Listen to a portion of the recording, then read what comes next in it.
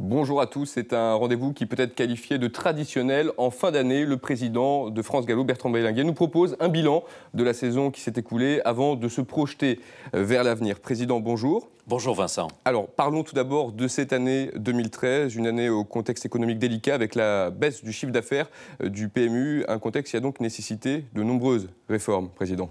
Les courses sont dans la vie du pays et le pays connaît une période difficile qui naturellement se traduit par une baisse des paris hippiques, donc une baisse de la contribution des opérateurs, en tout premier du PMU, auprès des sociétés de course. Et malgré le dynamisme du PMU, il y a incontestablement une baisse de recettes en provenance des paris hippiques, ce qui représente l'essentiel de l'activité. Et puis il y a eu aussi un certain nombre de difficultés supplémentaires, comme par exemple la hausse de la TVA, les mesures préconisées par l'autorité de la concurrence.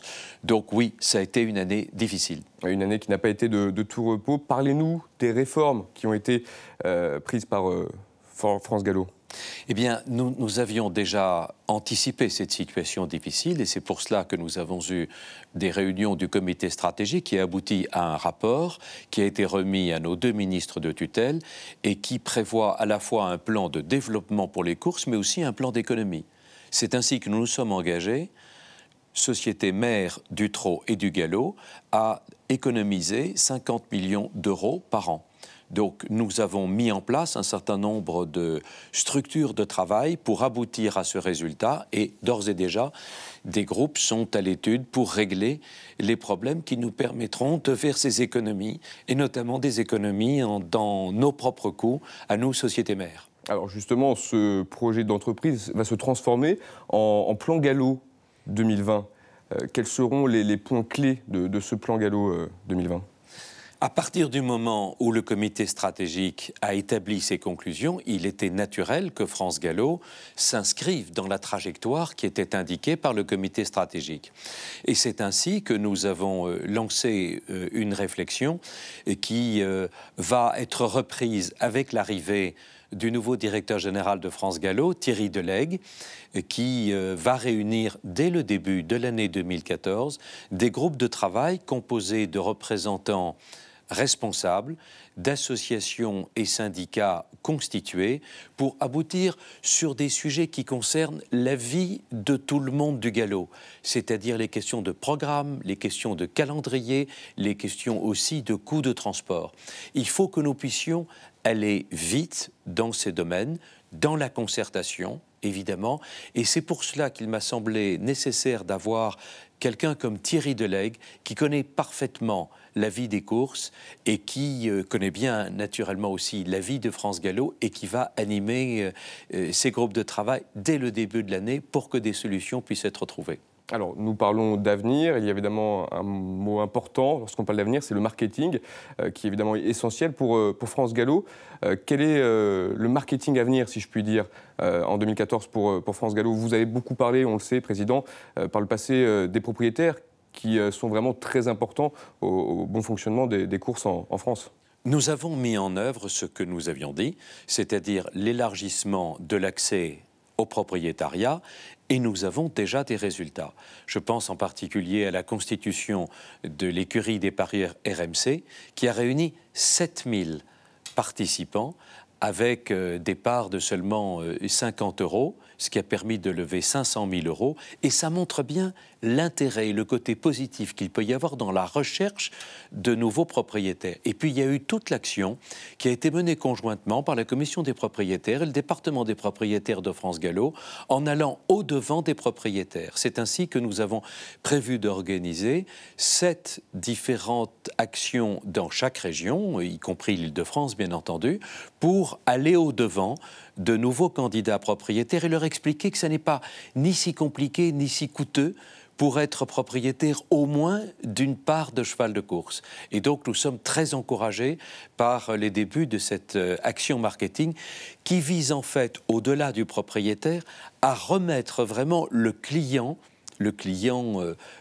spectateur, le client propriétaire, le client parieur aussi, au centre de nos préoccupations.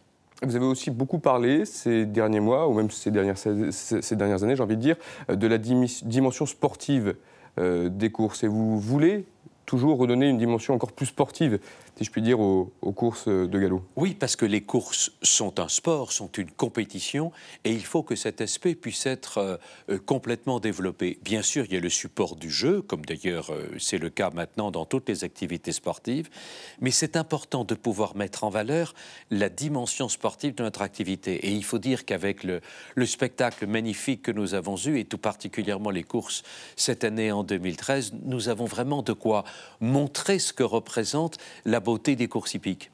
Il y a un sujet dont on est évidemment obligé de parler, un sujet qui a fait beaucoup de bruit, Président, c'est le nouveau Longchamp.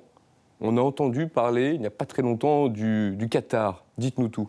Alors, d'abord, le projet Longchamp suit son cours.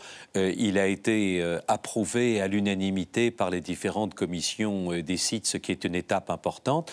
Et en effet, nos amis et sponsors du Qatar ont montré leur intérêt pour ce projet Longchamp. Donc, nous avons eu des premières conversations qui vont se renouveler et, je pense, s'amplifier dès le tout début de l'année 2014. C'est-à-dire que le Qatar donc, pourrait investir dans ce nouveau Longchamp. Dans quelle proportion exactement? Est-ce qu'on sait déjà? Non, à ce stade, je ne le sais pas. Ce que je sais, c'est que le Qatar a vraiment montré son intérêt pour participer au projet Longchamp et je pense qu'on pourra en savoir plus dès le début de l'année prochaine. Alors, on a beaucoup parlé d'économie jusqu'à présent. On va maintenant parler, bien sûr, du côté sportif. C'est un côté très important auquel vous n'êtes pas insensible. Une année 2013 qui a été très riche, Président, en émotions, avec, bien sûr, une pouliche qui a été extraordinaire toute cette année. C'est Trèves qui a remporté le prix de Diane, le prix Vermeil, le prix de l'Arc de Triomphe. On imagine, pour un président de société, avoir une championne d'une telle envergure, c'est assez exceptionnel. Oh, c'est une année magnifique. Trèves est une jument exceptionnelle. Quand on revoit encore la course du Qatar près de l'Arc de Triomphe, on voit que dès la descente, elle va plus vite que les autres pratiquement et qu'elle a déjà course gagnée. Alors, on a eu un peu l'émotion de savoir si elle irait au bout. Puis quand on revoit la course maintenant, c'est absolument extraordinaire. Et puis, il y a eu aussi les victoires de Moonlight Club. Vous avez gagné 2 groupes 1 à 8 jours d'intervalle et tout le monde a été subjugué par la façon dont elle a traversé le peloton dans le Qatar près de la Forêt le jour du prix de l'Arc de Triomphe. C'était vraiment un exploit extraordinaire. Et enfin, en obstacle, bien sûr, le grand steeple de Belle-la-Vie a été aussi un succès magnifique. Donc nous avons eu vraiment cette année un résultat sportif vraiment exceptionnel. Oui, au niveau sportif, on vient de parler de chevaux. Il y a aussi des hommes, Président, qui se sont distingués.